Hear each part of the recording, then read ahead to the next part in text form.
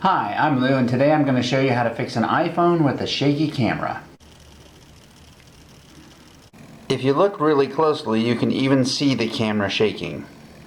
And you can definitely hear it. When it's working properly, a coil of wire pushes and pulls against a permanent magnet to move the lens in and out.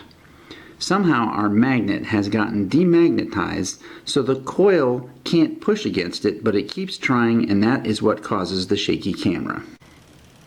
The quick and inexpensive fix is to take a small magnet like this and stick it right there. You can attach the magnet to the front of your phone with hot glue, super glue, or even tape will hold for a few days. You can even attach the magnet to the back side of the phone and achieve the same fix. My phone case has room for credit cards, so it's a little thicker and has a little divot there, so it'll kind of hide the magnet. Thank you for watching, and good luck fixing your camera.